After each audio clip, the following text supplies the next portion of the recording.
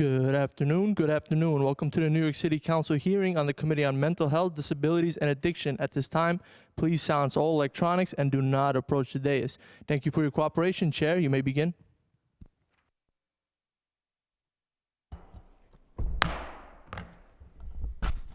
Good afternoon, everyone. My name is Councilmember Tiffany Caban, Chair of the New York City Council's Committee on Mental Health and Addiction. Just a quick note, at the next stated meeting, we will be voting to change the name of this committee to the Committee on Mental Health and Substance Use. Before we begin, I'd like to recognize that we are joined by Council Members Aldebal and Councilmember Ariola on Zoom. Today, the committee will hear a pre-considered introduction sponsored by Councilmember Farah Lewis, which would require the Commissioner of Health and Mental Hygiene to report annually on suicides that occur in the city. I want to begin by grounding today's hearing in the reality that suicide is not just a statistic. It is a tragedy and a failure of our health and mental health care systems. It's a public health issue rooted in grief and trauma. And this bill aims to codify suicide reporting to bring transparency and consistency while honoring the dignity of those we have lost and the families left behind. Our responsibility is to ensure that data is collected thoughtfully and used to prevent harm, expand care, and save lives. The goal is not to stigmatize or sensationalize, but center equity and ensure that interventions address the wide disparities in access to care, particularly for the most vulnerable communities. Every policy we pass should reflect our commitment to compassion, justice, and the idea that no one's pain should be invisible or ignored. I would like to thank the administration for providing testimony on this bill last session, and I would also like to thank the committee staff who worked to prepare this hearing, as well as my own staff. Before we begin testimony, I'm going to read a brief statement on behalf of the bill's sponsor, Councilmember Lewis. Quote, I want to begin by thanking Chair Tiffany Caban for her leadership and for her appointment to lead the committee. I commend her commitment to advancing thoughtful and compassionate mental health policy in this council, and I appreciate her efforts to move this legislation forward expeditiously in the new session. I am proud to sponsor the pre-considered legislation to require the Department of Health and Mental Hygiene to publish an annual report on suicides in New York City. While some of this information currently exists within broader mortality data, it is not comprehensive enough to meet the needs of providers, advocates, and families seeking effective solutions. By collecting and reporting data by age, race, ethnicity, gender, occupation, and borough of residence, we can better understand the risks are greatest, where the risks are greatest, and direct resources more strategically. The mental health crisis facing both our young people and our older adults demands that we act with urgency and precision. I'm grateful that this bill is being considered and advanced early in this session, and I look forward to working with Chair Caban, the administration, and our advocacy partners ahead of its passage to expand its reach and ensure it serves all relevant populations impacted by suicide and self-harm. Thank you. I think now we're just going to go ahead and open the hearing for public testimony. I want to remind members of the public, this is a government proceeding. Decorum, observe it, please. I don't think we're going to have that issue. The witness table is reserved for people who wish to testify. No video recording or photography is allowed from the witness table, and further, members of the public may not present audio or video recordings as testimony, but may submit transcripts of such recordings to the Sergeant-at-Arms for inclusion in the hearing record. If you wish to speak at today's hearing, please fill out an appearance card with the Sergeant-at-Arms and wait to be recognized. When you're recognized, you'll have 3 minutes to speak on today's oversight topic and legislation. If you have a written statement or additional written testimony you wish to submit for the record, please provide a copy of that testimony to the Sergeant-at-Arms, and you may also email written testimony to testimony@council.nyc.gov within 72 hours of this hearing. Audio and video recordings won't be accepted. Do you want to call the... I do? Okay. I was going to give you the power. Okay. They want to let the council members botch the names instead. Okay, the first panel will include Fiona O'Grady, Kumari Cruz, and John Whitaker. So that's a new rule? Why?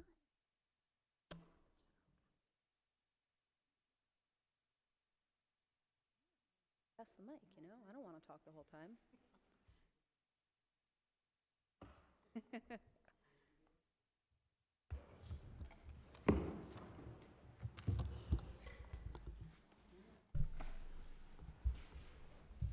Would you like me to start?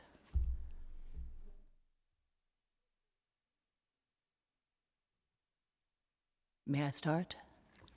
Yes, please. Good morning. How are you? Or good afternoon, Chair Caban, Council Member Aldebal. My name is Fiona O'Grady, and I'm Director of Government Relations at Samaritans of New York's Suicide Prevention Centre. We're one of 400 Samaritan branches in 40 countries. Thank you for the opportunity to speak in strong support of Intro 1162. Samaritans operates New York City's only confidential 24/7 suicide prevention hotline, funded by the Council, answered by 80 to 100 trained volunteers. We also support families grieving after a suicide and work and provide training in schools and communities to prevent crisis before they escalate. Samaritans is also deeply engaged in suicide prevention policy at the city, state, and national levels. As a member of the National Council for Suicide Prevention that tracks how changes in federal systems, data collection, and crisis response infrastructure affect local communities, we recognize the critical need to ensure the local suicide surveillance systems and oversight, particularly for populations known to face elevated risk, including LGBTQ+ youth and veterans. From that vantage point, I want to be very clear. Timely and transparent data matters. We are encouraged that this bill requires demographic and geographic breakdowns because disparities in suicide risk are real and demand targeted prevention strategies. As this law moves forward, we urge you to pay careful attention to implementation. That includes ensuring reports are timely or include provisional data so that they are not delayed, coordinating across agencies so the information is complete, establishing clear privacy standards that protect families, while still allowing data to be released, and being transparent when information is limited or provisional. Please also consider including sexual orientation and gender identity only where possible, so populations known to face elevated risk are not left out of the picture.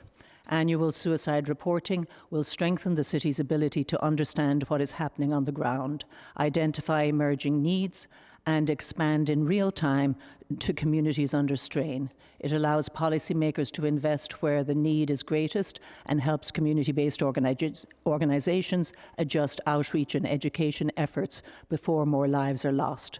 Congratulations on your new position as chair of this committee and for your long support for mental health as a member of the Mental Health Committee in prior years. I look forward to working with you and your team. Thank you for your leadership and for your commitment to protecting New Yorkers in crisis.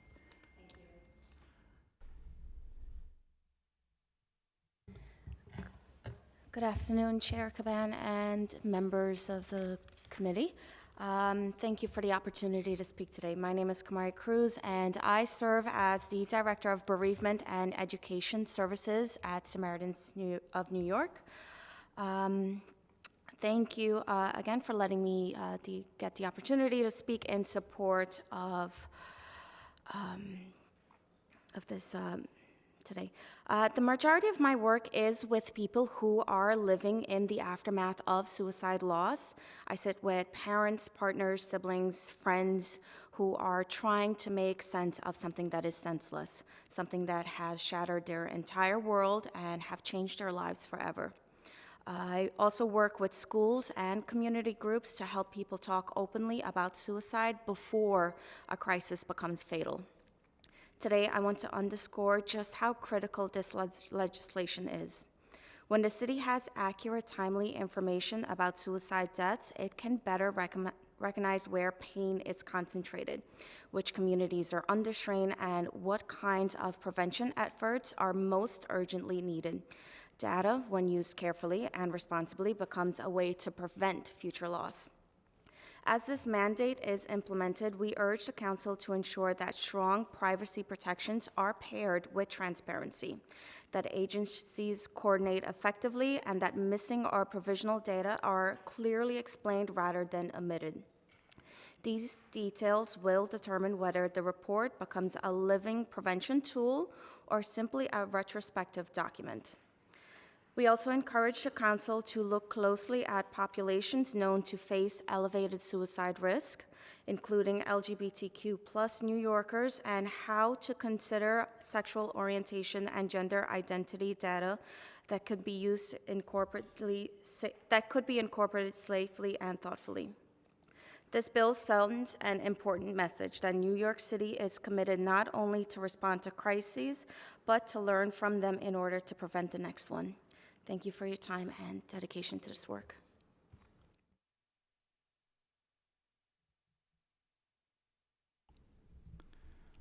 Good morning. My name is John Whitaker. Thank you to the chairwoman, and the rest of the committee for bringing us out. I'm here at the invitation of 5 Borough veterans. I'm testifying on my own behalf. I've worked in the veteran community for some time now, nearly 12 years, and I've worked in the security industry for nearly 12, 13 years, dealing mostly with homeless and indigent populations, including drug addicted and mental health issue individuals. As a veteran and as a member of 25th Infantry Division, I spent time in combat, and things including mental health crises, drug addiction, criminal revanches, things of those nature can sometimes become prevalent among veterans, particularly when under mental stress once they get out of the military and they leave that sort of protected environment and go out to the city. As a New Yorker, obviously,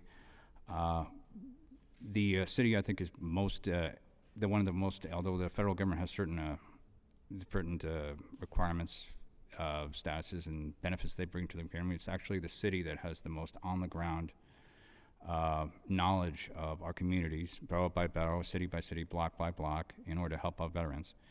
As an admitted attorney, I've been an admitted attorney since 2022. I got the opportunity to work with Legal Services NYC, the Veterans Justice Project, with NYCHA, with other housing challenged veterans. And although we've made a lot of progress in the last 30 years, we've moved from the sort of stereotype of the homeless veteran with the everything's on the street corner, which was an unfortunate stereotype, and we've developed different legal aspects. Different organizations have come up with new housing, things like Samaritan Villages, things like Volunteers of America with housing. We still have veterans facing all sorts of mental health issues, crises, whether that's addiction, whether that's criminal records, and unfortunate circumstances. And I'm here to strongly support, as a veteran and as someone who's worked in security for a long time and someone who worked from the legal field, we need clarification on our actual population here as far as veterans go, because that's the only way that we can actually help veterans on the ground. We can identify them, we can bring them to these services, that more and more services, whether that's Wounders, Warriors, whether that's anything else. Thank you for your time. Thank you. I want to follow up with a couple of questions and also just name the fact. I know that there was a hearing and that you all had the opportunity to testify on it, but I think it's good to get it on the record again. We're going to be talking and directing, these things to a new administration, and the more we can get on the record, I think the better. Sir, I want to thank you for your service. It resonates a lot. My grandfather was a Korean War combat veteran who came home with PTSD. And self-medicated, and so we have one of the largest veteran communities in Boulevard Gardens in Queens, and when we go every Veterans Day, every Memorial Day, and talk to the families, there's so much that doesn't get talked about, but it takes just one opening to start really having families talk about the impact that service and the intersection with how it's affected their mental health and their family and their family's mental health. So really appreciate that you're here. But my follow-up question is, in addition to the types of data that are included in this legislation and the naming of also adding sexual orientation, gender identity, all that, are there other data sets, demographics, areas that you think would be helpful to be thinking about? And any of you and all of you can answer. Yes, and what we've done too is to give you a document that we sent over to Nomi and Jonah, which is a list of the sort of timeliness, interagency, and population-wise, yes, veterans. Veterans in the US are more likely to die from suicide than they are in active combat. So it's a huge issue. And then for suicide in general, we know that we have white men, actually older white men are more at risk. And then for our youth especially, we're looking at 1 in 10 of our That's probably my phone. I'm so sorry. 1 in 10 of our high school students are actually attempting suicide, and 17% of them are seriously thinking about it. So for education, etc., it is a big issue that mostly gets through the state are all the legislations for DOE, so anything locally that could be done. And LGBTQ youth and trans youth are even higher and higher, like nearly twice, but I'm not quoting the actuals. Yeah. Is there anything I left out, Kamari? And another thing I think about that obviously is in the scope of this bill, but in terms of increased suicide risk, people who are involuntarily committed also end up with much higher suicide rates, and that's an intervention that I think probably would agree that the mental health and the health community would agree is probably used more often than it should, especially considering the risks and the data and the research that doesn't support the effectiveness of forced substance use treatment, for example. Yes, and those transported against their will because they've called 988 or they've called the police. There's, there's a study, and I can send you the link, but I think it's up to about 30% of those who were transported against their will upon leaving hospitals are actually at far greater risk for an extended period of time. And then they lose that actual time that they're kept, 1, 2, 3 days. They don't have a phone for the first 24 hours. Their jobs are interrupted. Their children are not picked up from school. There's, this has to be looked at. And 988 is also a confidential line. It's a wonderful, wonderful service.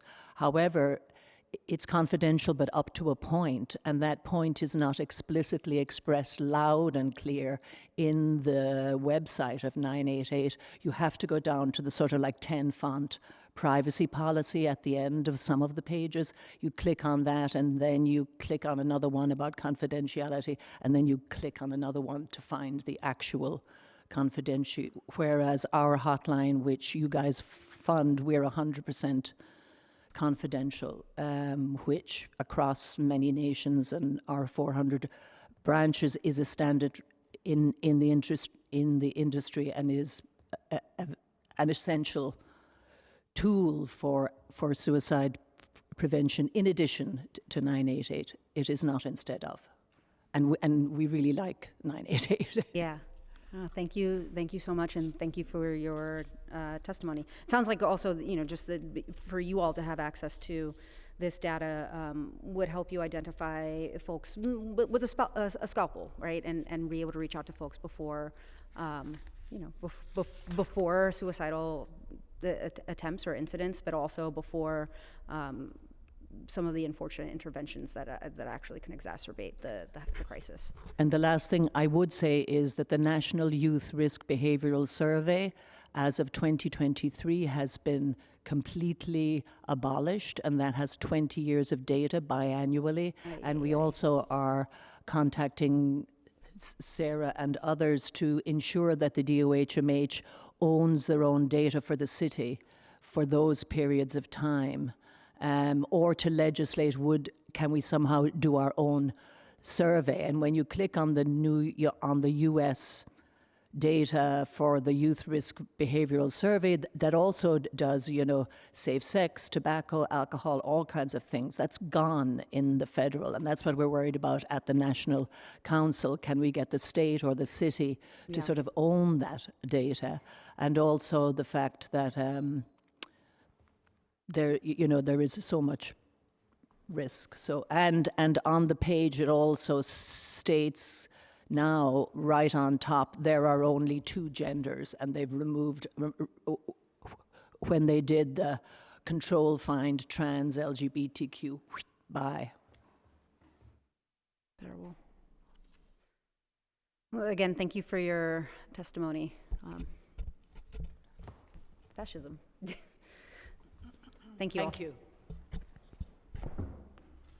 And please forgive me if I don't pronounce your name correctly, and correct me if I do. Next panel is going to include Gerard Piaside, Michael Motos, and Becton James Edward.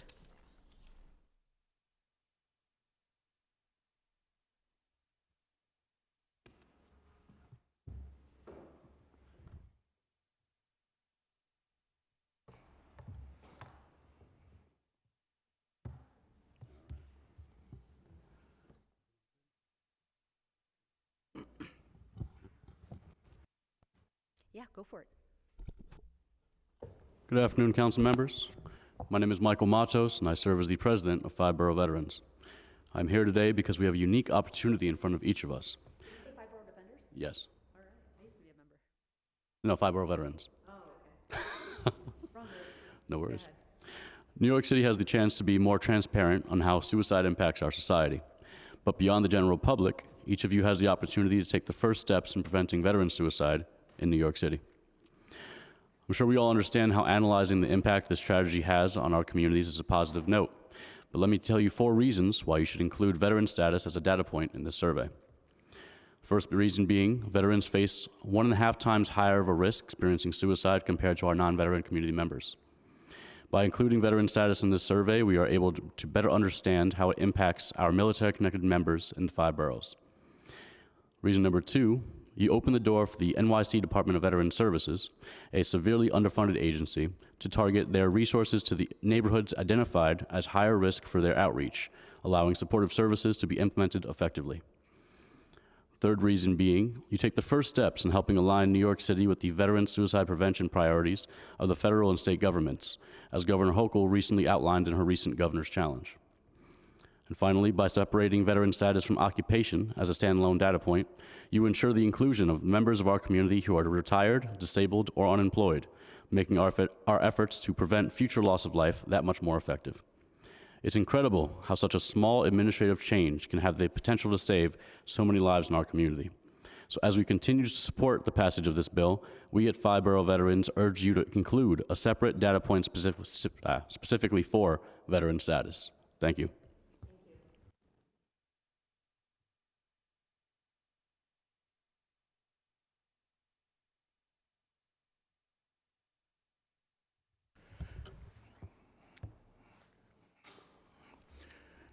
Good afternoon. My name is Gerard Placid. I am a United States Army veteran, affectionately known in the military as the Singing Soldier. While my name may have been known in the United States, I've been sang at the White House, a host of different things. I'm a Caribbean American, native of Trinidad and Tobago. So I come from a background where suicide in and of itself is a taboo. I myself, having attempted suicide 9 times in my life. I'm grateful to my colleagues, both on the left and right of me. I support this bill. I've also had the unfortunate privilege of singing at many of my colleagues' funerals as well. I live here in Brooklyn, and just within the last 6 years, having gone through the ringer, decided that I wanted to go back to school. And in 6 years, I must say, even though I was hospitalized at the VA, from my GED to my master's, I maintained a 3.7 to 3.9 GPA average. Today I have a son who wills me on. And even though it's a challenge, I would employ the council to do whatever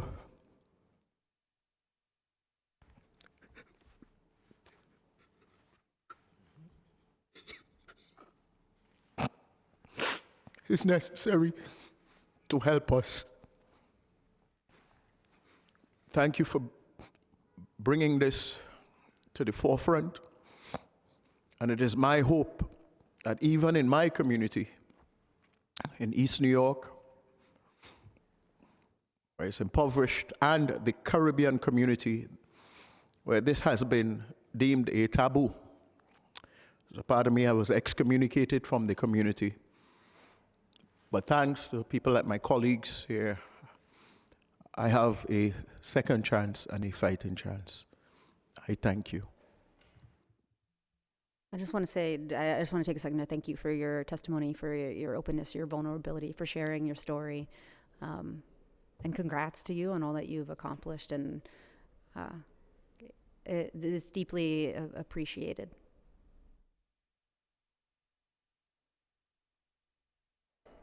Go ahead, sir. Good afternoon. Thank you so very kindly for your time and attention towards this concerns. My name is James Edward Beckton III. I represent professionally standing here with 5 borough veterans. Personally, I am here as a judicial delegate for the Working Families Party, and I'm here. Is everything copacetic? Indeed. Thank you so very kindly. Excuse me. Again, I'm here professionally representing 5 borough veterans, an affiliate and once member of the New York City Veterans Alliance. Personally, here working as a proactive citizen and a judicial delegate for the Working Families Party. So I'm very interested in legislation that will aid us as individuals. Statistics very rarely mislead, as facts do in fact give any type of care to any type of feeling. I support this legislation as it will allow the statistics to do the heavy lifting and speak for themselves. I believe the process of individual identifiable representations, particularly with regards to veterans, who I consider a super civilian, we are assets. There are quite a many things that we have been taught and learned and exercised as leaders that should be kept into account, particularly with regards to us. This type of representation will offer a real-time check of those who are in real-time suffering, veterans amongst other people, and these assets that are veterans, put into focus about how we are suffering and have been suffering for as long as I have been in conscientious existence. I'm 51 years of age, and every cycle these issues continue to be subjects. But these are issues that do not need to be. These problems are problems that do not need to be. These types of issues are issues that can be taken care of and focused on by the individuals that we put in power to represent us. This type of legislation will do that and put front and center the fact that we the people should always be your first and only priority of care. The passing of this type of legislation puts literal proof forward that you do and will care. And as noted earlier, these issues are not statistics, but the result of a failing system and the failures of those who are behind it. This is an opportunity to neutralize and show that there is proactive care and opportunity for us. Thank you so very kindly for your time and attention.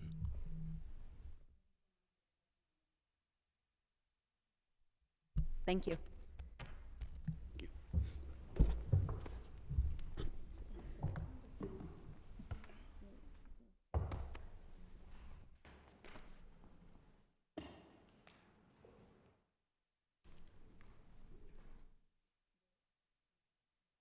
Curious about clear.